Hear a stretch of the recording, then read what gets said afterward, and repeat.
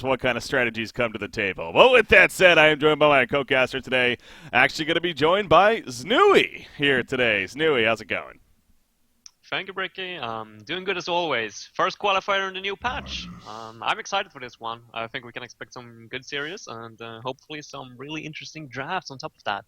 Yeah, again, we got a little bit of a taste of that with Sync versus Solaire Club. It was on Thursday there. It was actually pretty interesting. A couple of those pickups here and there, but ultimately we didn't get too crazy with it. Now, but that's the thing, though. When a big patch like this happens, we can't necessarily expect teams to just make radical changes, even if there were certain buffs and whatnot. Doing what they know is best. It seems like it's just that comfort factor for a lot of. So, I mean, are you? I mean, we see right here. This nothing's really too crazy. We got Puppet and a Moira, Midas and a Magma. So, and hell, there's a Flux pickup. Are you surprised to see that we're having a little bit of a still normal despite the patch? No, not necessarily. I mean, core humans are afraid of what they don't know. They're afraid of what they don't understand and afraid of change. And therefore, if we find something that we are comfortable with, it's very easy that we stick to that.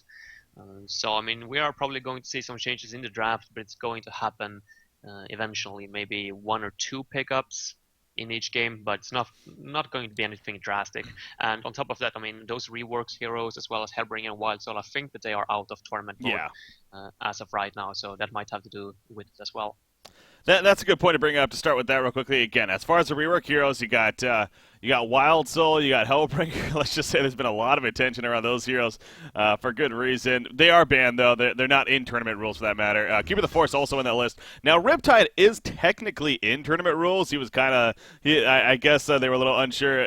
They weren't necessarily thinking that was going to be over the top, but it is actually being manually banned. It was decided, the admins and talking with the players and whatnot, that it was decided that Riptide also is going to be thrown in there as just an automatic ban. So he is available, but yeah, not going to be allowed to be picked up because of the manual ban there. So those are the four heroes that are worth keeping in mind. Obviously, not going to be playable. Of course, then there's the Parallax, who just came out of it as usual. Not going to be seeing him either. I think Deadlift is the other hero on that list. So.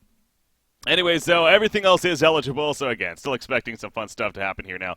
Kinesis ends up being that final pick. So let's take a look at, again, the actual pickups here. By the way, the initial bans real quickly. Warbeast, Ophelia, Swiftblade, and Parasite, it looks like. So, again, nothing too crazy there. Just a heavy jungle coming out, from the side of Team DsBn.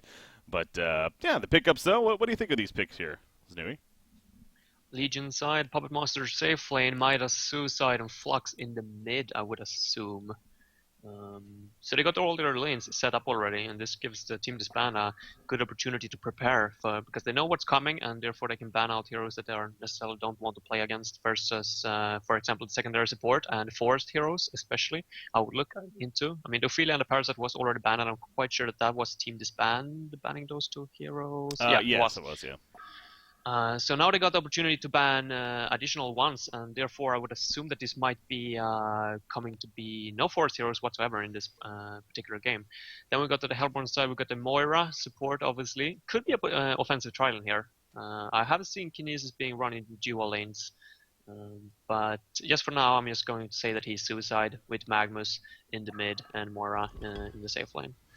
All right, so we'll see. Yeah, more, again, just a lot of people were even expecting perhaps changes to happen to her amongst all the changes that took place. But, again, I don't believe she actually got any changes in the balance patch. So, perhaps in the next patch to come around, as far as balance is concerned, definitely wouldn't be surprised to see her touched up a little bit. But, yeah, still no changes, and thus not surprised to see her as still a go-to support being picked up right here. So now the fourth pick for Team Who, with that said. Again, we talk about support options. They could use one themselves now.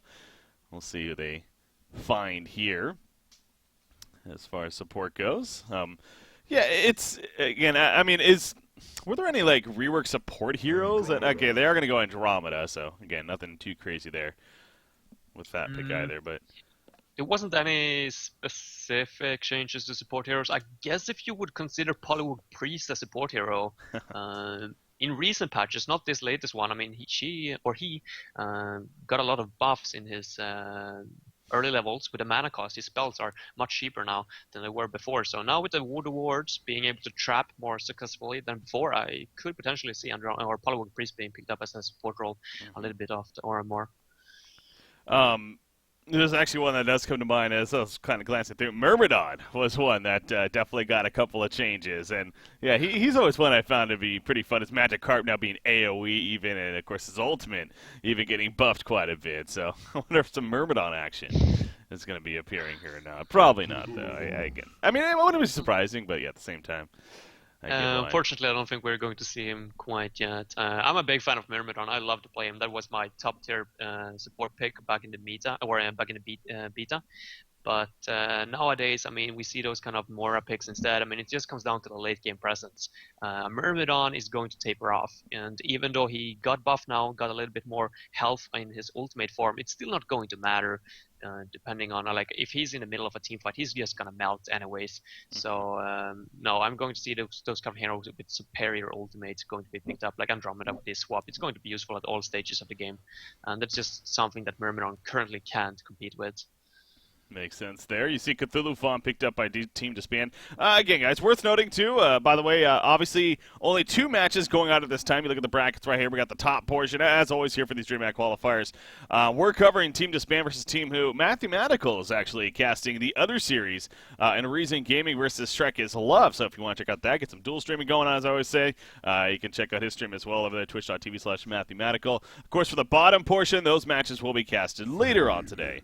So don't worry, not missing out on that action, at least just yet. So Fade going to be coming out from Team Who. Again, a hero that's been making more and more appearances as of late. And it's just one of those things where we saw it a bit at the World Finals, specifically from the Southeast Asian teams, and it's kind of translated over here, apparently, as far as a good pickup.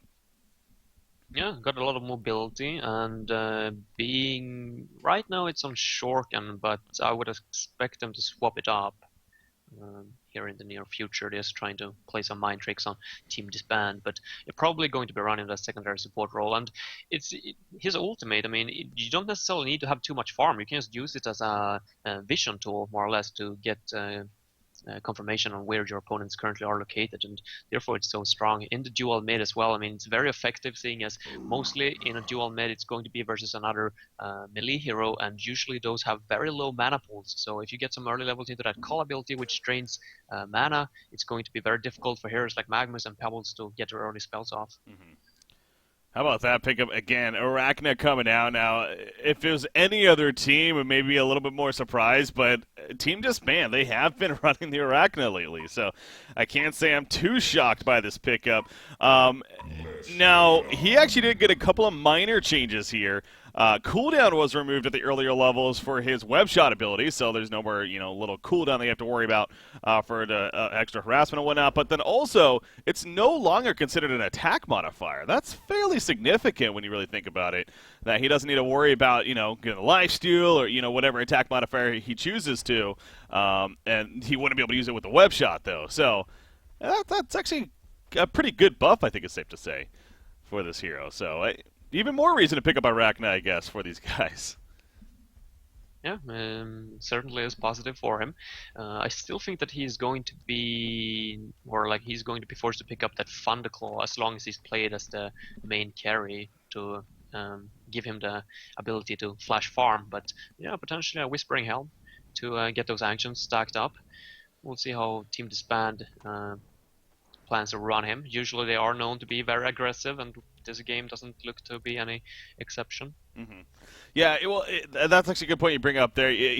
This still stands that this hero, though, when it comes to his carry potential, he needs a tool to get that effective farm, and that is that Thunderclaw, as you pointed out, but that does set him back, a little bit compared to the other carries, perhaps, that do have an inherent AoE ability to maybe help them flash farm a little bit. But also worth noting here that it is being played by Guifix, actually. Now, Pee-wee usually would come to be their carry player, but he's going to be on the Magnus here, so that's a little intriguing to me, especially since they haven't picked up Arachna, and I want to say Pee-wee has been the one playing it too. So kind of interesting changing that up. Guifix the drafter. I don't know what necessarily the call for that was, but it is going to be a short lane farming Magnus. I mean, basically going to be a pseudo tri-lane up here coming out from Team DsBn. But you look at what Team Who's doing, they're going to be sending an aggressive tri-lane themselves. So it looks like they're even matching up in that case. Yeah, interesting to see. I'm not necessarily sure why Team Who has decided to go for an offensive lineup. I feel like they could have taken this into the late game, seeing as Puppet Master, or I mean, their lanes were shipping up pretty good with that Fade in the mid lane. I was thinking about going up versus the Magnus as well, but okay, Trilane versus Trilane action, or pseudo Trilane versus Trilane at least. Not sure who to favor at this point. Magnus is going to have trouble last hitting versus the dual range, so he needs to be careful, but at the same time, I mean, shutting down the Magnus farm in the long run, I mean, it's not going to be that much big of a deal. I feel like the focus is going to be transitioned into the mid lane and the suicide lane instead. I mean, who is favored between a Midas and a Kinesis? I would say that Kinesis is actually one of those heroes that are able to beat a Midas, so yeah, still a bit questionable. Yeah, you see Teletuck down here. I mean, you just look at what he's doing. He's boxing him out very well right here, taking advantage of that telekinetic lift and throwing the creeps at him, keeping him backed up. So yeah, Midas tends to be fairly tanky, especially for the ranged hero, and being strength, of course. But yeah, he is having some difficulties there in that bottom lane. So yeah, very good point though about the Magnus. Again, it's like, okay, we're locking on Magnus, but is that really accomplishing the long run goal here of what we want? Now, this does leave Arachna to also solo against a Flux, and you know, Arachna tends to be a pretty good, powerful hero herself. And when it comes into the 1v1 matchup, I think it's safe to say, and also keeping in mind, as I was just pointing out there's no longer a cooldown on that web shot ability. The fact that she can actually just use it, spam it even if she wants to on the hero. Whereas before, I think it was on minor like 2-second cooldown or something like that. So. Actually, it's kind of interesting. I think the tooltip is bugged right here. It says cooldown 12 seconds, but that doesn't make any sense. So, pretty sure, unless they just crazy nerf the hero, that would be a little silly. So, yeah, I think that's just a bug there on the tooltip. Anyways, point is that, yeah, he doesn't need to worry about a cooldown there on that. So, but that goes back to this Trilane here from Team Who. It looks like they're already kind of adjusting to it. Fade's now in the middle lane. Now, granted, he was spotted by this ward of sight right here as we see him coming over. So, gank not necessarily going to be the most effective, but yeah. So are you surprised though to see Team Who kind of already transitioning from this? Oh no! By the way, top lane. Puppet Master. He went to get the boots, and it's very likely going to cost him his life right here. In come the shards of Harkon. Gonna stun him on top of it all, and one more auto attack will do him in. Pinky Curdy on the Cthulhuphon gets credit. Yeah, that was a greedy decision, and it backfired. That's the risk of running those offensive Trilane. I mean, if you happen to... Oh, Fade is actually in trouble as well. Oh, jeez. Yeah, he got spotted by... Well, actually, the ward of sight's no longer there, but it doesn't matter. They see him coming up, and it seems like the movement here from Team Who, they're just not really expecting... I mean, they're playing it a little like, okay, yeah, no, I'm going to be fine, but clearly they're not. Yeah, it was a very swift decision by Team DsBn at the same time. Good effort for them picking up yet another kill at this top lane. And yeah, I mean, as of right now, I mean, Puppet Master is down to 200 GPM, and I mean, he's been tri-laned, so not looking good for Team DsBn whatsoever. Sluskadir is doing a little bit better than Arachna in the mid, but that's to be expected, seeing as he can last it with that second ability of his. Very hard to beat. But in general, I mean, they got a forest hero on Team Hellborn as well, the Cthulhuphon, and he's level 3 now, while Fade is just level 1, so in the long run, I mean, Team DsBn is definitely going to come out ahead in this, during this laning phase, unless the tri-lane gets some very efficient kills on the Magnus. Well, you saw right there, they were trying to get the kill, and in the end, though, Magnus is able to escape, and he pops a health potion. Fade wasn't there, so, you know, really without Fade, they can't feel the most comfortable in terms of guaranteeing a kill. Middle lane, Arachna, oh my god, she's low. But she will manage to survive against Flux right here, as he wasn't able to chase him down. So, but this comes back down to this Legion team, especially now being down 2-0, getting bloodlusted here at the top lane. Should they keep committed to this? I mean, Puppet Master's creep farm, I guess, is all right, but it seems like, you know, maybe it could be better. You know, what could they make a transition, you think, or are they kind of stuck to this? I think they're stuck to this right now. I think they should wait until Flux gets level 6 and then try for some kind of offensive. Maybe a port up to the top lane with the Flux, use the ultimate to try to get 1-2 kills, and just go from there. I don't think they would be able to... Oh, actually bottom. Yeah, there's... Oh, I was watching that the whole time. That was fun. It was well played by Teltic right there, actually, especially on the Kinesis going back and forth. Just wasn't enough damage to kill Midas initially. Is able to get him in the end at the final auto attack, but Fade, obviously, being a big part there as to why they were even able to kill Kinesis in the first place. But now back to the top lane, Cthulhu Font, trample, he's got it ready to go, going to let Magnus stun in first, that puppet show causing a little bit of issues, but the Shards of Harkon, and here comes a trample, very good patience there, and eventually does finish him off. The Courier actually taking some damage, but will be fun in the long run. So Midas porting in, but as we see, not able to do enough. In the long run is actually, okay, yeah. So it seems like a transition, though, of sorts now may happen because he came up here. Whether that was the purpose of it or he was just trying to maybe get counter kills. But he is in the top lane now, so we'll see if he stays. And it looks like that's the case. Puppet Monster is down to the bottom now, but he's not going to be able to be there solo versus his Kinesis. They're going to need at least one more or potentially even two people down here to secure farm for Puppet Monster. And I mean, they desperately need it at this point. There's no scare factor whatsoever from the Legion side. Not until Fade gets level 6, then you might need to be a little bit careful if you're Hellborn. But up until that point, they're free to do pretty much exactly what they want. You see it, the Kinesis down here again. He is playing a little bit safe. Fade's actually coming in with a flank. So, good reason for that right there. Kinesis kind of picking up on that information. Doesn't necessarily have vision for that. As I say that, though, he ends up getting a ward aside, places it off into the jungle, and we'll get an idea of that. Well, they are kind of heading over and should be fine. Yeah, both Fade and Andromeda do end up down here in the long run. But now you got a defensive tri-lane. That's really, again, it goes back to the efficiency factor. Does that make the most sense? Middle lane in the meantime, Trample comes through. The Spiderling's out, and it is going to be enough for a kill. On to Flux right there. Kind of caught that halfway through, but Moira even assisting with her Ephemeral Forge. So the activity continues big time in favor of Team DsBn. You see Magnus at the top lane. He'll be fine before too much happens to him. So Arachna, what did she buy? Okay, just finishing Ghost Marchers, Soul Scream Ring. So yeah, nothing too crazy just yet. Perhaps even going to go and Energizer early. Could you actually see her just passing up the Thunderclaw and being more of just like a Energizer to somewhat of a very aggressive build here, trying to win that way? I'm not sure if I like the Ghost Marchers to start with, especially when he's up versus this Fade Puppet Monster combo, or Puppet Monster is eventually going to pick up the Shroud as well. I would prefer to see the Steam Boots into the Energizer, yeah. Oh, initiation in the mid. That was beautiful at the top lane. Middle lane, though, Arachna does get pulled in. That Hardened Carapace, though, trying to keep him alive.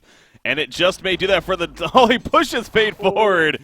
Trying to get him in range, but is it going to hit? No, that's it will hit. Beautiful job right there from That was Qzane. well played by Slaskiger. It's really well played. I didn't think of that, but that's actually a cute tool that you can use as well to actually push your allies in front of you. Yeah. Very effective use right there. I remember when they added that in, actually. I was pretty excited for that. Not something we see too often, but yeah, definitely an example right there as far as the power that it can bring. So they do kill the Arachna there. But yeah, so you're saying, though, again, you would like to see the Steam Boots on him instead? And Yeah, I mean, he goes down, yes, as I'm about to say that. I mean, I'm pretty sure that, not necessarily, I mean, Steam Boots wouldn't have saved him by any means, but it still makes him a little bit more tanky, and it gives his teammates time to come back or a TP support, for example. Top lane, Midas is in big trouble. oh, jeez. God, they just dive him forever. Magnus even missed the initial stun. Yeah, you see all the TPs coming in. They're not going to get anything, though. That was 3, 4. Everybody comes in, and they get 0 out of it. That is brutal. It's a lot of resources used for really nothing in the end.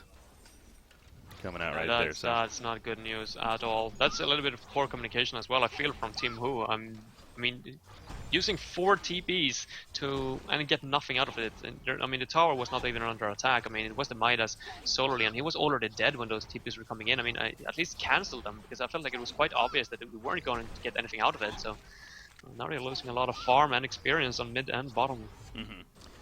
Oh, yeah, look at that kind of stats to back it up, too. Steam Boots 4-3 on Arachna. Ghost Marchers only happened once before, 0-1 with it on the hero. So kind of interesting there as you're talking about that. That does seem to be the preferred in the end for the most part. So, yeah, perhaps we'll see if that comes back to... And again, now...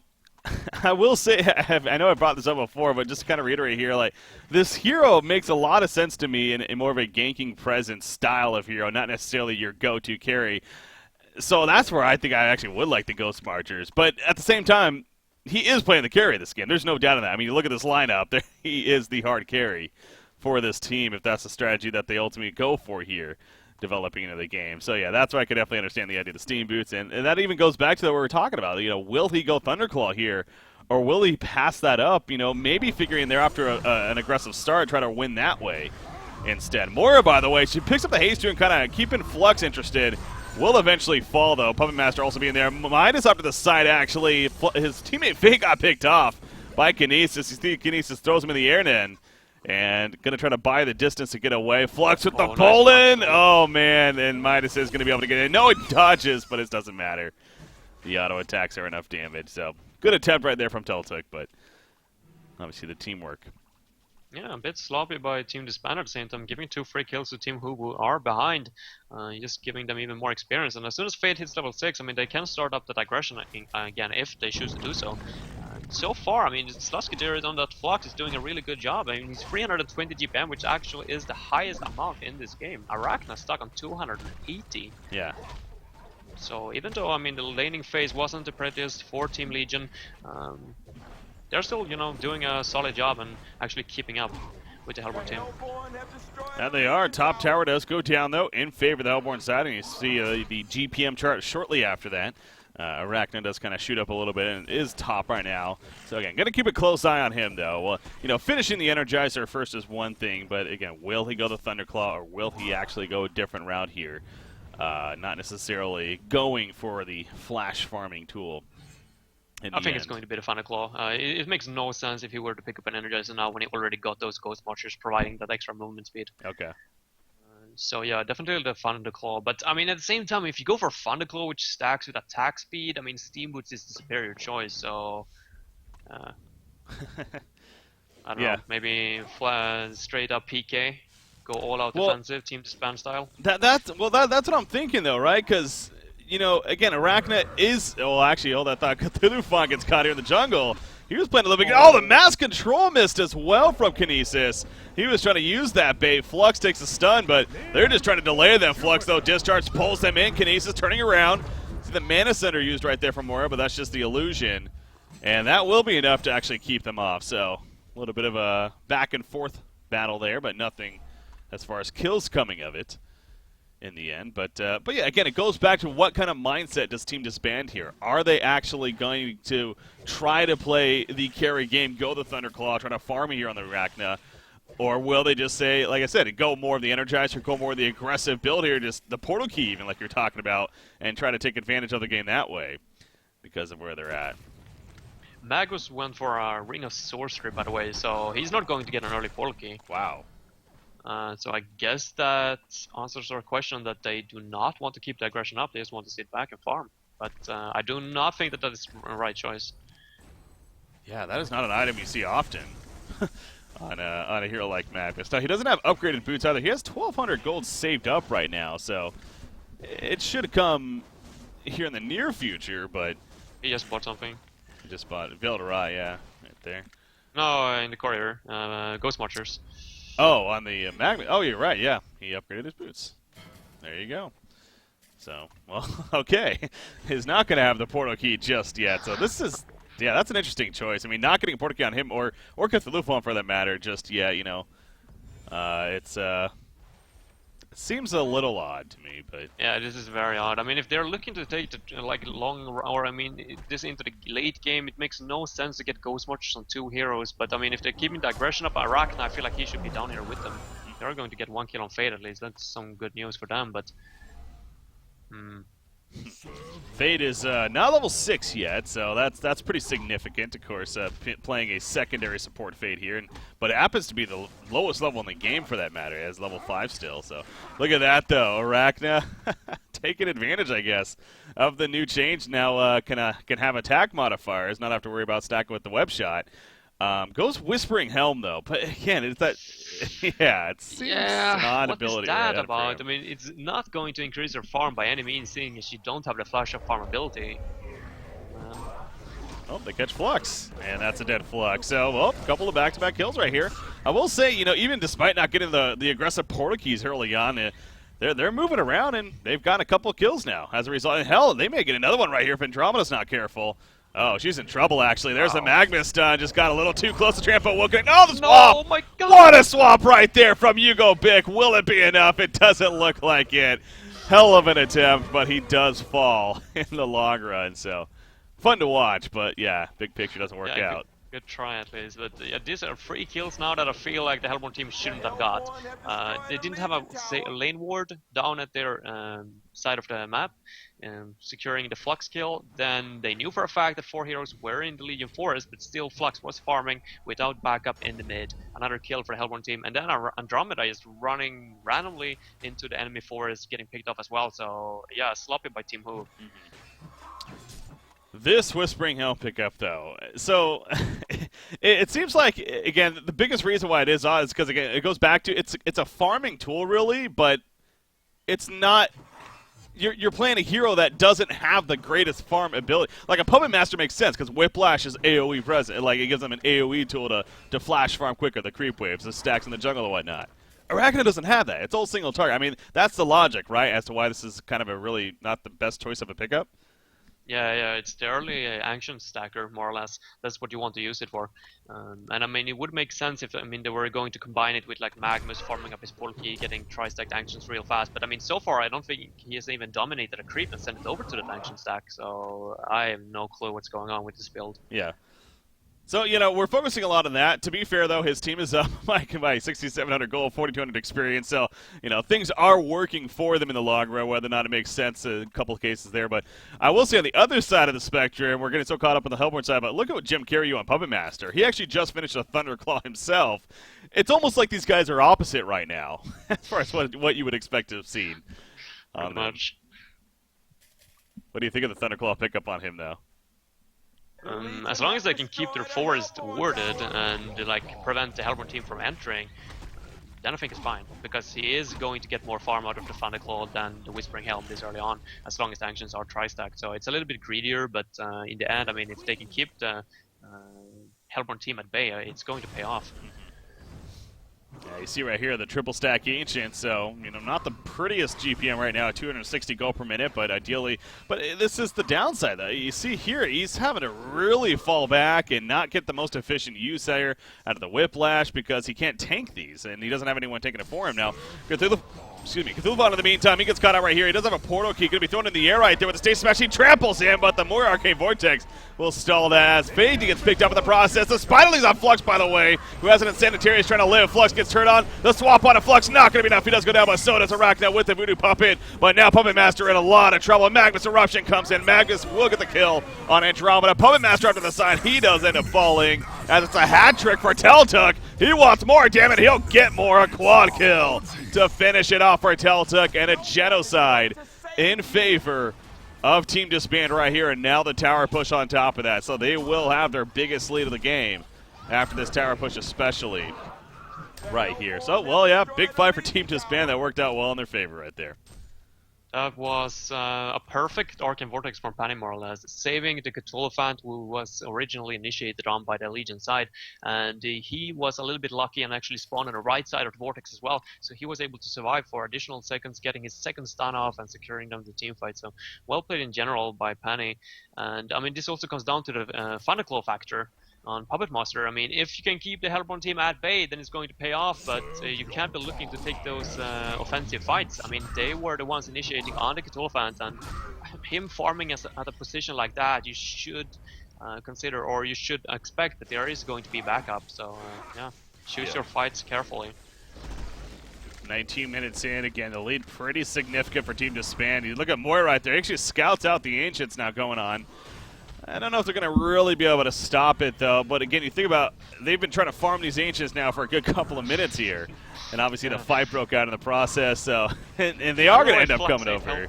Oh, geez, yeah, Cthulhu goes in right there. Magnus does in. Andromeda did get the swap off at least. And they do put the stun on Magnus, but here comes more backup, and Andromeda eventually going to be killed off. Got a heal even, but does fall down. Kinesis in the meantime with the wrong direction, but that Arcane Vortex, it's not going to save him, though. Yeah, he kind of went a little too YOLO right there. Kind of split from his team. And he at least gets picked off in favor of Team Who. So, something. Oh, they may get more, actually. More is also going to be finished off. Yeah, Arachna not there the whole time. He was busy farming the top lane. while that was happening. So I guess a little bit of a positive fight there for Team Who. And they got Flux pushing the middle. But I think the Hellborn team actually should be happy with just losing 2 people at that engagement, because that was not a good jump at all. I mean, if Legion team would have committed from the start 100%, they weren't necessarily sure if Arachna was with them, I think.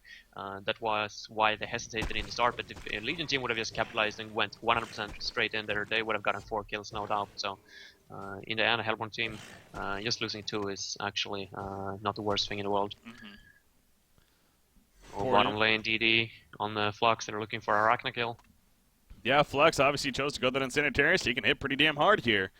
Oh, Kinesis gonna sneak by. Will he react in time? No, he got the Hardened Carapace off while it matters. Stasis Smash throws him in the air, mitigating some good damage right there. He does fall, though, in the long run. Kinesis at least going for the counter kill, will pick it up onto Andromeda. Now Flux is in trouble. Good through the front, stops in. Magnus follow up as well. They both got their portal keys down. That shows off right there. So it ends up being a 2-for-1 exchange in favor of Team DsBn.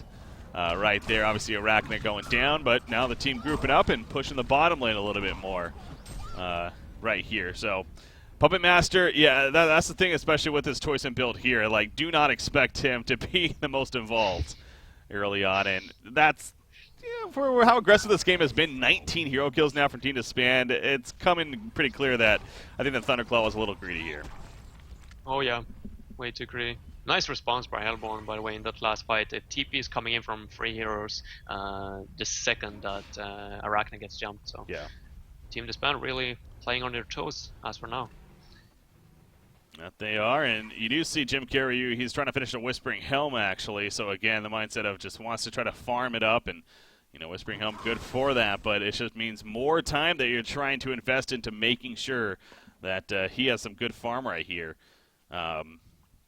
Starts as a ringer for Own Me. Okay, so yeah, I got an update right there about the other series. No, that can't be right. They can't be using Star Source, which is a heavy hard support, instead of their mid. Are you sure about that, Quincy? I talked to Reason earlier, and I think it was someone else, wasn't it? Well, we'll check that later, perhaps, but yeah. So the point is, Shrek is up 10-9 hero kills. Okay. Yeah, no, if that's the case, then. Okay. I don't know. They said in their team chat just before the game that Omi was playing, but I guess they swapped it up then. Yeah. All right. Interesting to see. Sorry right there, guys. Yeah, I actually had it on the replay screen. But the point is, Quincy was making the point that an update there. It's a pretty close game won by Reason Gaming. They are using a ringer there. Again, that's really an unfortunate time. It's actually bottom lane because Lufon gets pulled in. He eventually is going to be killed off as they find him down here. So a good find there from Team Who is over at the Ancients. Nope, just the illusion there. I mean, again, this is one of 2 more chances now to qualify for DreamHack. And, obviously you want your top-tier roster, your A-list roster. So missing out on him here, at least on the first day. And that's a tough opponent, too. Shrek is Love. They actually just qualified for this qualifier from last weekend, winning the 5 versus 5 Cup. So definitely congratulations to them. And they're trying to make a statement right off the bat. I mean, most certainly a team that we know for a fact can't compete against the best. So top lane, Hugo Bick getting picked off, by the way, by Kinesis. That's another portal key, by the way. Yeah, Kinesis did end up going portal key as well. So the 3 portal key strat here. Also, look at Arachna, man. He ended up going to Nullstone. What? I did see that was going to be a Geobane. Yeah. So defensive build. So greedy. Yeah. I don't know. He's not going to have any impact in team fights whatsoever, which is kind of what the Hellborn team in general screams for. I mean, Magnus, Kinesis, magic-heavy team, like, it's going to taper off, and I don't think that Arachna is necessarily going to be strong enough to carry him or carry their team on his own. Yeah, I guess it doesn't matter too much at this point, seeing as the Legion team. I mean, they don't necessarily have the hard carry with the best farm, but I mean, this is still so questionable. What are you looking to disable? Is it the Andromeda swap? Is it the puppet show? I think it's just like obviously the discharge from Flux too. I mean, there's purpose for it, I think, but it just goes back to what you're saying. Like, this is a very defensive build on a team that's just getting so aggressive. I guess that almost is the thing where, like, around him they're doing well. They're doing well enough that it's okay that he's doing this build, but at the same time, is this really going to translate to him really having the best hard carry later game too? I don't know. 400 GPM he's sitting on, so he's doing all right, but he could have been up at 450 at least if he shoots a little bit more of the offensive items. I mean, going for the Whispering Helm as the first item and then going into a Nullstone. Okay, top lane. Meanwhile, his team just continues to wreck.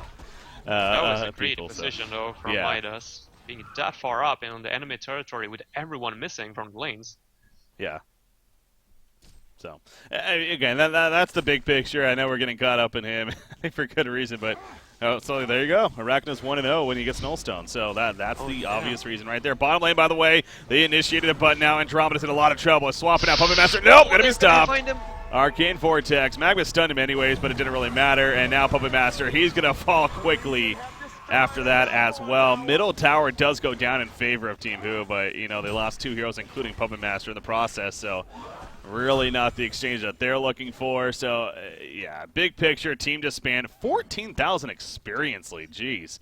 That's the big thing there. But, yeah, even 11,000 gold lead on top of that. So you got 2,700 gold, by the way, on Flux saved up right here. So I don't know what he's going to be picking up. What really will be that significant, to be honest. I don't know. But maybe honestly, he went in Sanitarius like maybe he just needs to get more damage here even. Something like I don't know. I feel like they have to go all in more or less. Just go for a portal key and try to get pickoffs or something. This is clearly not working out for them. Puppet Master is not going to be able to carry them into this game or into the late game. And Midas is going to taper off. Flux might not taper off as much, but he's not going to be able to stand a chance 1 versus 5 versus this Hellborn team. So I would just say go for a PK, try to make something happen with that Fate. Maybe scout for a kill and just take advantage over or take some map vision over at Hellborn Forest. I don't know, they need to do something at least. This is not working. That's really true, actually. Yeah, Fade has, it seems like, very little impact this game. And, 3-4-2, stat-wise, it's doing all right, but I'm sure Cusane's definitely, trying his best, but this is not your typical Fade impact. Though. Usually when you have a Fade in the game, the other team's almost playing scared, and, you're constantly getting some catches on them because of the ultimate factor, so I don't think we've even seen one ulti used to open for a kill this game, and that's just unfortunate. But at the same time, it kind of makes sense. Team DsBn's obviously they've been playing the aggressors and haven't really given the best openings. But I guess it also goes back to no portal key on Flux. I mean, I guess they have one on Midas, but as I was gonna say, that not the best follow up to a Fade opening as well. But no, she's trying. She does have a Bound Eye here at least. You're going to use that to also counter-ward a bit. But you see, Firebrand just finished on Arachna in the meantime, so just continuing kind of the trend of... now he's going to start building up a little bit of damage here, I guess. Yeah, this time. Eventually it's coming. It will happen. Those right-clicks will eventually be pretty powerful, but... Wait, what did Celtic just pick up? An Acolyte stuff? Was it? Yeah, he has an Arcane. So is he going Harkons? Is that Harkons? Am I mistaken? Yeah, that is Harkons. No, it is Harkons, yeah. Okay, I would have preferred to see the Hellflower, but I mean, I'm not surprised now, seeing as this is Team DsBn and all the right and pickups are just non-stop crazy. Mm-hmm. It really makes you wonder if there's actually logic to these things, or if it's just, you know what, we're just kind of having fun with it. Let's just do what we want and see how it works out. Sure feels like that, at least. Yeah, it really does. It really does. I mean, personal preferences, I guess it's alright, but it still comes to a point. I mean, if you're going to continue doing this in every single game, then it's one time or another going to come back and bite you. Yeah. Yeah, I don't know. Making, at least they are independent. I mean, Harkons, it just doesn't make a lot of sense here, because it's not like there's a heavy armor team here on the Legion side, so yeah, I don't get it. I agree with you, like the Hellflower just seems like that's more the realistic option for good reason, but or even the Sheepstick, of course. But hey, it's not like it's a horrible pickup, I guess. It's just a little odd. Cthulhu Fun, a Frostfield plate finish. That's something, not crazy to see, and the fact that he has it here at 29 minutes in, pretty good for this Hellborn team. He also has that Blood Chalice, so let's actually talk about that for a second here. Again, an item that got some significant, pretty good overhaul here in the last patch. Did you like the Blood Chalice changes, Nui? Yes, big time. I think it's a good item now. The fact that you get one charge if an enemy dies nearby, and then you can use the chalice for that extra mana without losing any health, that's a great tool for suicide heroes like a Madman especially. Yeah. So yeah, love that change. So Cthulhu Fawn taking advantage of that change here. You see the Storm Spirit on a Magnus to go with the Portakey, as well as the Ring of Sorcery that he went first at him there. Kongor looks like it's going to be a thing. You got Arachno with that Whispering Helm. Should be able to tank it, I guess, pretty well, or maybe do Kongor somewhat efficiently here. You see the Vision of the Legion side. Not really the most vision, but they are heading over. Coming in. They are going to check it out. Fade Courier and Fade at the same time, yeah. It needs to be careful, yeah. I mean, you can't really run into that. I mean, you should expect that there are counter wards on the ground. And now there isn't, but there was a dust randomly used there by Mora trying to scout the Fade out, but unfortunately he was back to his side of the map. Yeah, I feel like we've seen that so many times, though, where like an Invis hero will kind of run in just thinking like, oh yeah, I'm invisible, I'm fine. It's like, dude, I mean, come on, you got to expect that. But yeah, as you also pointed out, that's also kind of a fault of the Hellborn side. They don't have any Rev wards down right now, so they missed out on an opportunity there. Sure did. Their free kill. That would have secured a Kongor kill, I'm pretty sure. Yeah. If they had that Rev ward, but it's still it looks like they're not going to give it up quite yet. And I mean, they're not necessarily in a hurry. I mean, they see that Legion team is not farming at the top or the bot lane, so they can take it nice and slow. They can. You see, this is just one of these cases, though. If your team who I understand, wanting to prevent Kongor, but are they really using their time the most efficiently right now? Because, if they ultimately just kind of do a stalemate right here and they don't actually end up fighting or even stopping Kongor, then really this is all waste, obviously, now. They're going to commit. They got 2 BKBs. There's nothing else that they should really wait for. Oh, initiation by Cthulhu, and what? Yeah, he wants to go first, actually. There's the Shrunken in the background from Flux, pulls them in. The Spiderling is on him. Arcane Vortex will stall him. Nobody dead just yet. You see Magnus in the background. Cthulhu gets pulled in as soon as he comes out, and he will fall, actually. So Flux able to survive throughout all that damage. And that's the only death. A little surprising. Magnus in the background. He gets caught, and he goes down. It's falling apart here for Team DsBn. And Team Who's going to kind of push them out. Kongor's very low, remember, so this is actually a pretty big deal. Not only do they win that fight, but they're very likely going to steal Kongor. Yeah, I dare to say that their action, or choice of action this time, was incorrect. I mean, Team DsBn had no reason whatsoever to be the one on the offensive. I mean, that was Team Who's part. And Magnus is the kind of hero that needs to keep the team fight contained, because it takes a few seconds for his ultimate to go off, and therefore it's very important that the team fight is not moving away from him. But at this point, I mean, Cthulhu just jumped straight in, giving Magnus no opportunity to get an ultimate off, and yeah, it just backfired big time. That I don't know, that was game throw. Yeah. Yeah, I don't know. Don't know what Team DsBn was thinking right there. And in the end, they got a little too overzealous, and Cthulhu Fawn leading the way. Yeah, whether that was just a bad communication call or that was just Cthulhu Fawn doing his own thing and the team feeling forced to follow up, who knows? But in the end, big fight for Team Who, and this is what we're talking about. Now you got a Puppet Master who has not had a pretty game whatsoever, but all of a sudden now he's 382 gold per minute. He got the Shrunken Head on top of the Whispering Helm and the Thunderclaw here, so he's got some pretty good farm utility. He's starting to bulk up now to be able to fight here, and now he's getting that Assassin Trout, it looks like, on top of it all. So he will have that more damage output utility, and then, going from there. So his hard carry potential is definitely starting to kick in now. And, you look at these items now, like the Harkon's Blade for Kinesis, and you say to yourself, all right, maybe you shouldn't have gone that here now. It feels like one of those kind of things that you are going to regret now if you end up losing this game. I mean, same with Storm Spirit on Magnus, Nullstone on Arachna. I mean, especially the Storm Spirit on Magnus, it is good versus Fade versus Puppet Master Ultimate, but it's like they have no damage. I mean, especially now with the Harkons, I guess it pounds out a little bit of out-attack damage, but the big picture, they're not going to be able to have the largest AoE damage. As soon as the BKB gets activated by this Legion side, I mean, what do they really have to deal damage with? I mean, Harkons is not going to deal anything at this point. It's only the Arachna, and he only got a Firebrand damage. It's just, team fights are not going to be successful for this Hellborn team. I mean, they got the Frostfield plate on the Cthulhu as well. That's magic damage on top of it. They have no physical damage whatsoever. So for a team that has transitioned or let this game go into the late game, they are certainly not well prepared for it.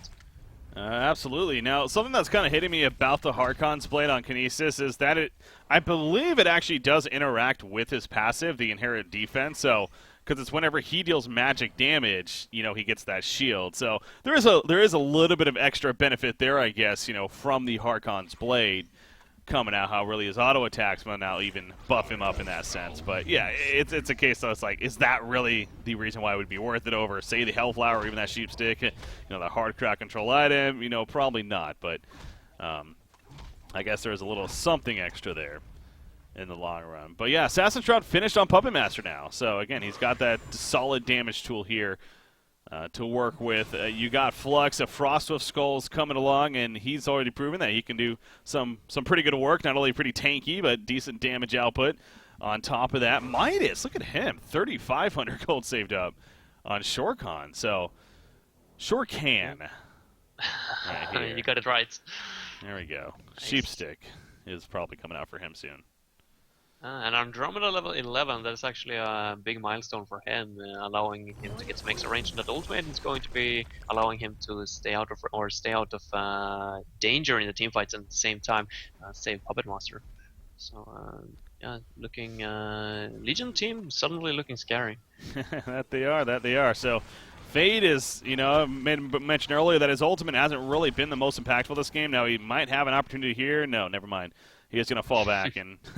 Actually, for good reason, though. There was backup nearby in Magnus, especially, as well as Moira, so decided it was best to stay back, and perhaps the right call there. But even he's level 11 now, and that's a pretty sweet spot here for a Fade, especially in the secondary support role. You know, it makes the ultimate that much longer, as well as less cooldown even, so it's got the more uptime on that reflection ability. So that's good news for the Legion side. Flux, again, the Frostwolf Skull, now he doesn't have that initiation with the portal key, but he's still able to deal pretty good damage as far as auto attack go. Okay, so that was basically pointing out Harkons is not a popular item on the competitive scene. And yeah, it can, not for a good reason. BKB is just such a popular item. Well, it's just that it's the only reasons you would ever expect to see it. It's very rare I find myself from my co-guys, you know, saying like, okay, Harkons would actually make sense here, because it's really just the heavy armor. You know, when you have maybe like a keeper, like say a Plague Rider, or you got a couple of heroes that are just building Frostfield full Demon, if they got the, you know, things like that. It's like, okay, it actually makes sense here, but that was not the case. I mean, it seemed like it was more of a, you know, I just want to try something new pickup, as well as maybe a little bit of synergy with the hero, like I was pointing out with his passive, but. As far as ultimate great logic, yeah, I don't know if it's really there for him. So, Puppet Master. What do you think Puppet Master's going for next now? Ooh, let's see. First of all, he should save for that buyback. He doesn't have the token of life anymore, but he's got the BKB, he got the Shroud, so probably something like a Savage Mace. I feel like the Wingbow is very likely to be picked up on Arachne in the near future, so Savage will probably be a great pickup by him. Yeah, more of that damage. Again, he's already got the Shrunken as well as the Whispering Helm, so more of those defensive items taken care of. Oh, our Andromeda? Yeah, she's in a bad spot. He got the invisibility, but there comes the Boundai. They see her. That's going to be dead. Yeah, she has that Ion Stone, by the way. She's had that for quite a bit here, using the Invis rune, but unfortunately does not get away. Has a buyback, but yeah, only 30 seconds, and not the biggest deal here. You need to be careful with Invises in this game. I mean, there are going to be Words of Revelations on the ground to prevent those kind of Fate ganks, so a very, very risky position to be in. But hey, actually, they're going to trade towers 1-for-1, so I mean, if you're a Legion at this point, you gladly take that. Yeah, Midas doing the... Man, Shorecans, he's had quite the impact here as this game has picked up, too. He, again, kind of another case just like I saw with the Fade. I mean, Midas hasn't really been the most held this Legion team, and they really haven't had a lot other than the Kongor fight. Yeah, that was close. Double bound eyes going at it. Fade's actually still hanging around, but I don't think he's going to jump right there because he's on a course pretty tanky. Middle lane, that's an illusion, yeah. That I was about to, either we're going to call out Puppet Master there or say well played, and that was well played by him. They see Puppet Monster farming in the top forest though, and they're heading that way. Puppet Monster is going to realize. Yep. He's standing right on a warded site. Yeah, good call by him though. And you even saw Flux right there using that discharge. I've seen him do that a couple times now. Using it just for the purpose really of, I'm going to see where they are kind of deal. Yeah, only 1 minute cooldown in level 16, so definitely take advantage of it. Got that information right there. Arachne, going back to her again. She finished the Geometer's Bane, but Now, what is that next item going to be for Arachna here? With how he's been building, it's one thing to say what you would like to see and also what we would guess to see, but what would you like to see on Arachna here as far as her next pickup?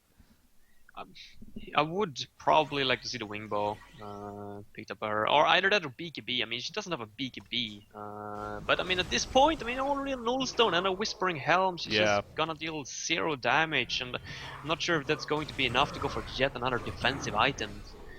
So I feel like, I mean, the Wingbow is probably the best pickup here. I mean, Savage Mace is not going to be picked up on Puppet Master in the near future either. Seems like he's going for Hellflower, so yeah, Wingbow is probably making most sense. Magnus, by the way, got 4.4k. I'm interested to see what he's going to pick up. There's no Bulwark on this Hellborn team. Oh yeah, don't say it. I would certainly flip. No, but no Bulwark so far. Cthulhu got the gold for it, but it looks like he's going for the BKB route instead. So a Bulwark maybe on Magnus wouldn't be. No, he's going for Blessed Orb, so it's probably going to turn into a Sheepstick. Yeah. That's a fair point, though. I mean, no auras, hell on either side. There's no Abyssal Skull, even a Ring of Teacher, from what I can see right here. Yeah, there's nothing. There is really a lot of competitive teams that could benefit from like sitting down, talking it over, like even before the game starts, like who picks up what aura items, because they are so powerful, you just can't ignore them. I mean, if you make it in one game or so, that's alright, but I mean, to continuously making the same mistake game after game, I mean, I don't know, it feels a little bit sloppy or uncoordinated, almost. Well, Arachna does go the Shrunken Head route, so, it goes back to, it's like, it kind of makes sense, but it's just, this is more on his earlier items. Now, because of his earlier items choice, his damage output is just not that threatening here.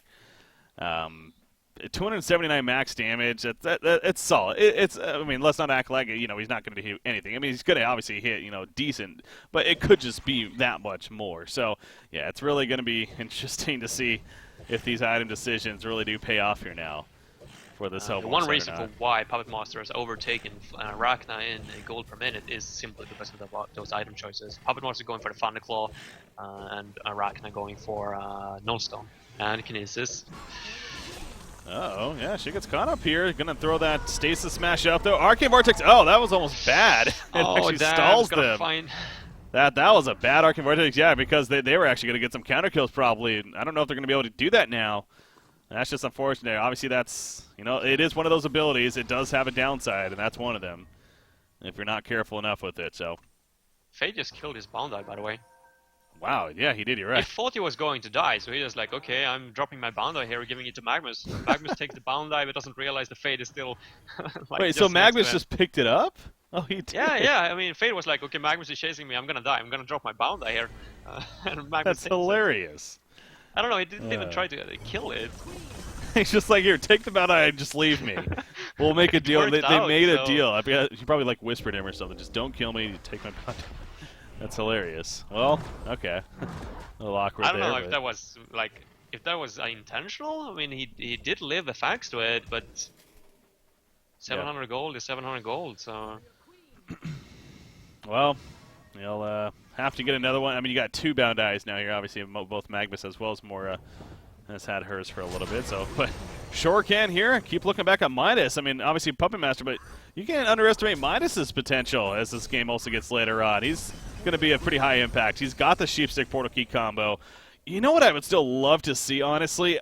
Especially that he has a Sheepstick? I think a Restoration Stone would actually be pretty cool to see on this hero. Ever since that change happened, I know Midas was one of the first heroes that was kind of brought up as, like, he's actually got good potential because of the decreased cooldown on it, depending on the cooldown of the abilities that you use it with. And in his case, I mean, everything's a pretty short cooldown, so... Am I realistic saying that, or do you think it's going to be something else? I could definitely see the Restoration Stone, but I would like him to pick up one different item first, just to make the cooldown a little bit more impactful. Here we go. There's the jump. Sheepstick on it through the Fawn Storm Spear comes out shortly after, and the execution being followed up. Now Magnus with the eruption in the background, a big one on top of that. Puppet Master taking some good auto attack damage from Arachna in the meantime. The Spider League is doing a lot of work. The swap at the last second is going to keep him alive. No, the final auto attack will finish it off. Will it be enough for the long run, though? Beautiful stun from Fade there, but the damage too intense apparently from the Hellborn team. Midas jumps in finally. Transmit out double damage where that's doing work. And now Arachna's, it's for Arachna versus Midas. Arachna's going to win that battle right there. And he picks up the hat trick. He's the last man standing. And he kills the Boundai on top of that. I don't know how it came down to the one person standing right there, but it somehow did. And Guifix, sure enough, he does battle through it. And he comes out on top in the long run. Oh, was there anything in that fight that really stood out to you? Yes, one thing that was quite hilarious actually. Fade was so close to cancelling the entire Magnus ultimate, which more or less was the sole reason for why Hellborn team actually came out on top in the end. He was so close to the Magnus, but when he was just about to use his auto attack, I don't know if it was accidentally, he accidentally tabbled himself away from the Magnus instead, so he didn't get the auto attack off and cancel the Polki. Let me get the replay right here. Let me see if I can catch that. So there's a stun. Yeah, there's the channeling. Oh, he did. You're right. Was that himself tableting? I guess. Yes, yeah, it was. I looked for I felt like it was maybe Taltok on Kinesis and big place, but no, it was just a mistake in that. Oh, that's so unfortunate. You're right. Yeah, no, that eruption was no doubt, as it usually is, a huge part of the reason why they won that fight. So, boy, oh boy, the misclick, whatever you want to call it, that decision right there, just that's unfortunate, man. Changing it all, perhaps. Yeah, that really is unfortunate. But I will say this. I mean, look at the big picture here as far as the golden experience. It really is still not out of control. One experience right now. Yeah. To say that. What? Oh, more? Okay. Going to be scouting out. Obviously, they do kill Kogor, so that helps there. And actually, they're going to get a jump, too. They find Fade right off the bat. Fade's going to be bursted down. That's one of those cases. She was invis, maybe thinking she was fine, but obviously she was not. And Andromeda also gets picked off. So, well, oh my God, never mind. I guess not. Boundai? They don't have one, apparently. Moira. Oh, okay. Moira in the background. Well, they got one kill at least. Nice Iron Stone.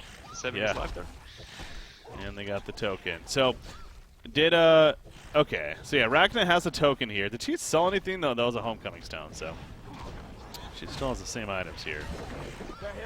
No! Yeah, okay, no, they're the same items. So she has a token, though. They're going to be pushing here. Legion team will have to react. Greatest sieging ability, no Savage Mace on Arachna either, but she got that web shot, so true damage, indeed, she's not going to miss uphill. Yeah, that's true. Yeah, the level 4. Or precision. I mean the passive ability. Yep. That precision doing work for her and her teammates.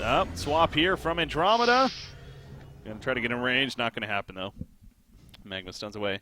That's actually kind of an interesting point too. The precision aura here from Arachna. You know, it's obviously gives herself true strike as well as teammates as long as they're ranged. Now, well, the damage buff obviously is a big thing there. You know, Kinesis obviously is ranged, but well, I mean, he did go Harkons to be fair. So usually you would be relying on him to be dishing out a lot of right-click damage, but I guess in this game it kind of works out there.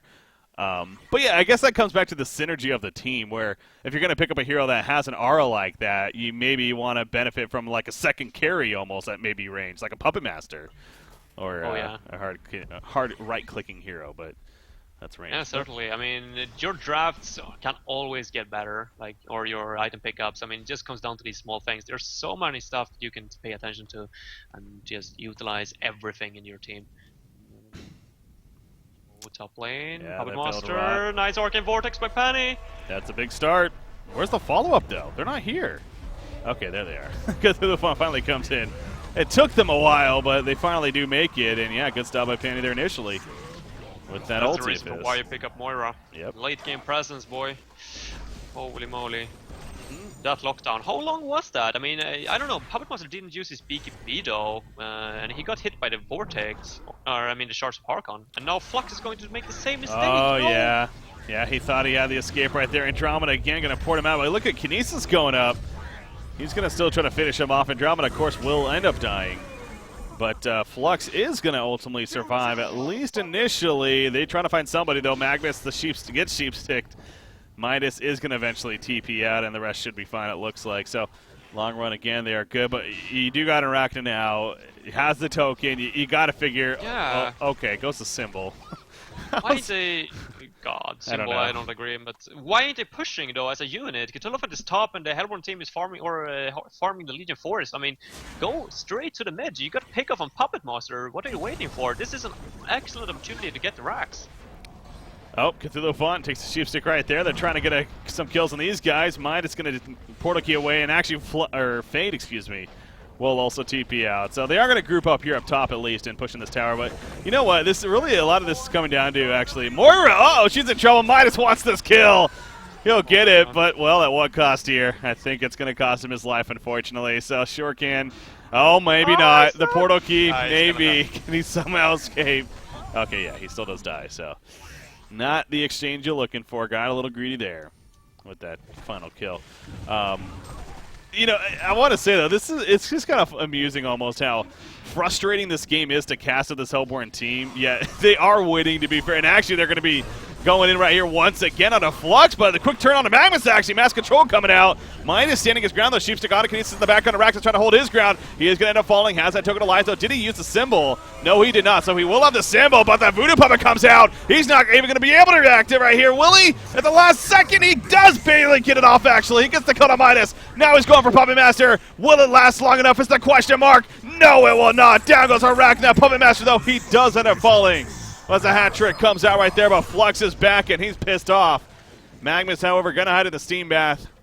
Is going to look to go in. No, he gets pulled in. Eruption. There's the eruption. Flux going to try to run away, pushes him away. Well played right there by Slaske, and actually gets the kill in the long run. Now he's going to have a Kinesis. One more auto tank. Oh, he gets it. He got it. Oh, that was well played. Andromeda actually ended up getting the credit for the kill right there. What a finish of that fight. Wow. That was awesome. That was an intense battle right there. It comes back to in the start though. I mean, why would you want to focus the Flux? I mean, they jumped straight on top of the Flux, and he got BKB, Frostwolf Skull, Insanitarius, and they just use all their abilities and stunts on him, giving the Legion team an excellent chance to turn that fight and just coming out ahead. I mean, in the end, I mean, it was very well played by everyone from Legion, but that's such a rookie mistake from Team DsBn. Go for the tank as targeting their team. That's like that's the perfect scenario for the Legion team. That's what he wants. That's why he is in the front. He's baiting all the stunts and soaking up all the damage. Yeah, and you know, it's kind of transitions pretty well into what I wanted to say right before that fight of this Hellborn side Team DsBn. This is clearly a team with a lot of skill as far as individual players go. There's no doubt in that. But it really seems like that when it comes to thinking as a team and the collaboration and the experience, obviously it is a little less than a lot of these other teams. But, you know, they did start with the first qualifiers even just before that. So they have been around now for a little bit. It just seems like that they're just not all on the same page, though. And if they want to qualify for DreamHack, I mean, that is going to need to change, no doubt. They can't just 100% rely on the individual skill to pull them through. But it does come back to they are still in the lead here in this game. And it's even a little bit of a bigger lead than they did have before. But at the same time, this game is definitely not over, and a lot of it does come back to that it's because of their decision-making. Hasn't been the best right here. Totally feel you. That's a really good point to bring up. I mean, I can definitely see it. I mean, Team DsBn, yeah, individual skilled, but as a team, yeah, they're not picking up these hour items. They got a bulwark now, but it's taking too long. And yeah, synergy between items, synergy between heroes, it's not top notch. So yeah, they need to practice more scrims. I don't think they've been scrimming at all during this last week, and that might come back to bite them now. Yeah.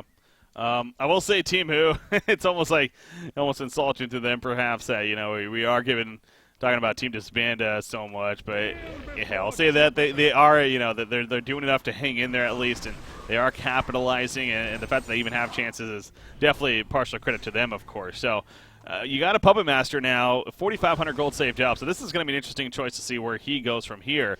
There are several options. I mean, the Genjiro, will he finish that? Maybe a full symbol, maybe sell the Thunderclaw and get something like a Savage Mace here. What option makes sense to you?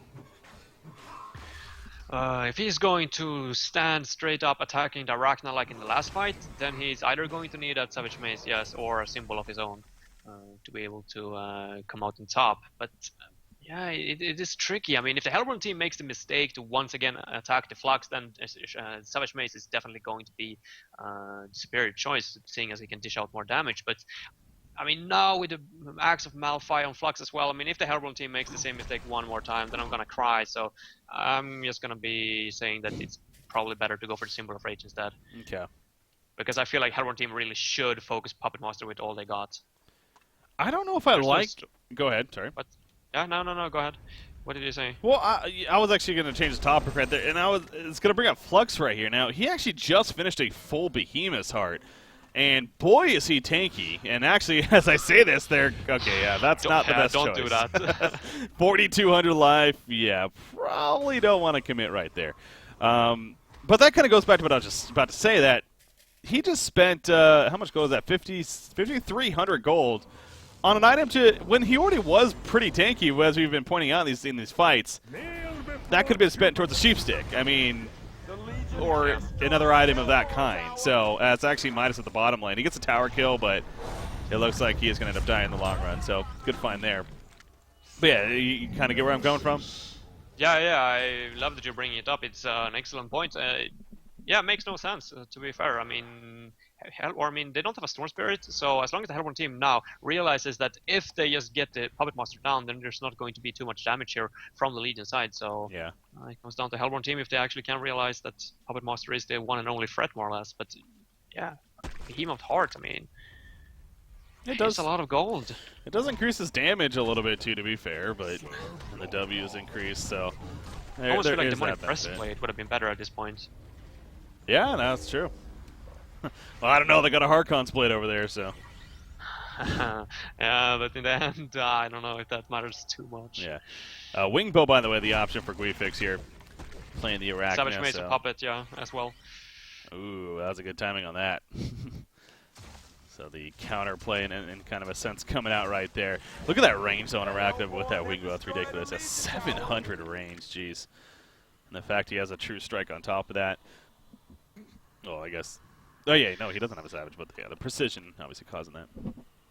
Alright, what's going to happen in this fight? Magnus is not going to be able to rely on his Eruption, that's for sure. There are 3 BKBs on the Legion side, so I would not stand back and wait for that Eruption opportunity. I would just, if I see a stun opportunity, then I go for it. It is going to be the Puppet Master that they need to focus fire, though. He didn't go for the Symbol, he went for the Savage Mace, so combined with the Shroud and Assassin, or with Assassin Shroud and a Hellflower, he's going to pound out a lot of damage, so they need to focus fire him. I wouldn't be surprised that if Team DsBn just holds their ground, lets Arachna take the Milorax, and then go back for the Kongor. It is going to drop bananas this time, so that would probably be the better choice. That's true, yeah, third Kongor coming up right here, so we'll see what decision they make. Here on the Legion side, Nullstone is still up, going to be deactivated right there. There's the pull down with the discharge, and here we go. Shrugging its elbow all over the place. It's Arachna versus Puppet Master. They're going toe-to-toe. I don't think a symbol's been used just yet on either side, or more so on Arachna, as actually they do get the kill on a fade. There's the Sheep Stick, though, onto Arachna. Flux putting in some damage. Eruption being channeled up in the background, though. Stuns in right there. Midas with the Shrugging. Voodoo Puppet is on a Cthulhu Fawn in the background. You see Puppet Master's really low on life. He's just trying to play very defensively right here, as Flux will eventually fall, as he stood his ground in the front line. So they do get the melee racks. They only lost Moira, and they fall back from there. So, yeah, very efficient fight coming out from Team DsBn. And now that level, or more so third Kongor, is up. And not going to be doing it just yet, though. They feel a little not necessary to do it yet, but that is an option. Oh, the top tower, though, going down, so they will need to pay attention to that, however, as those racks are now exposed. What are the buybacks looking like, though? Obviously, it's pretty significant here. Shortcan is out of buybacks now on Midas. You got Andromeda out, and Flux and Fade both using one of their buybacks as well. So, I mean, Puppet Master does have both of his, with that said. So that's still pretty good news. It is. I'm not sure, though, how Arachna got the BKB off in the last fight. Not sure if Magnus was the one to Storm Spirit him. I don't think so. Maybe you got the replay to catch it once again, but I mean, he got his BKB and Symbol off really early, and even though Puppet Master got a Hellflower on his side, it just felt like they should have been able to bounce out a lot more damage on that Arachna before he got a Symbol and a BKB off. Yeah, here, I'll try to catch it here, as I want to make sure that no action's going on. Okay, well, maybe not. We might have something here. As you see in the middle lane, the Hellborn team making a pursuit. Demonic Breastplate and full on Cthulhu Font. But again, if you're Team DsBn here especially, It seems like trying to secure a third Conqueror might make the most sense here, but we'll see what decision they do go for. As Flux is thinking about something, he's going to charge it in. He wants to go on Cthulhu Fawn, but just like himself, I mean, Cthulhu Fawn is fairly tanky, so not necessarily the ideal candidate to jump. There's a swap to Anamura, but a quick portal key reaction coming out from him, and we are going to commit right here. Look at Intro. Kinesis Rift Shards, by the way, picked up. He's doing pretty good right click, and actually a quick kill on a Puppet Master right there. Flux, in the meantime, he pushes them off. But now he's going to be chased down, and it doesn't look like backup's coming. He pops the Shrunken Head. He's going to try to live as long as possible, but he, too, is going to be picked up. You know, I will say this, the long run here, as funky as the pickup it was, Kinesis is hitting pretty damn hard now, as he has level 4 Rift Shards with the Harkons here, so... Oh, that definitely helped win the fight. Well, it's one of those like high-risk items. Like if you manage to make it into the later rounds, then it is probably going to pay off. But in this game in particular, I mean, I think it's safe to say that it was way too risky. Even though it ended up being or working out now. Yeah. For him. No, I mean definitely. Yeah, it's definitely a case of hey, in some cases it definitely can work out. It's just was that really your most efficient choice? It's still to get stands, but. Now they are in a pretty good spot because, you know, one of the bigger criticisms of them earlier on was the amount of damage output. They got some pretty good of it now. Midas, in fact, he's going to be jumped off the bat. Kinesis putting in those auto attacks. The Shrunken Head's going off all over the place. See Flux standing his ground. Puppet Master gets pulled in the back going with the Arcane Vortex. He finally is able to do some damage right here with the Voodoo Puppet, but Arachna, he's standing his ground, has the symbols, so not even necessary to use it, and Team DsBn rolling over Team Who here. And it looks like that will make it official. So it took an hour long, but Team DsBn, they do pull through when it's all said and done, and they do come through with a 1-0 lead now in the series here, this best set of 3. So congratulations to them, but boy, did that seem like it took a lot more effort than honestly it should have there.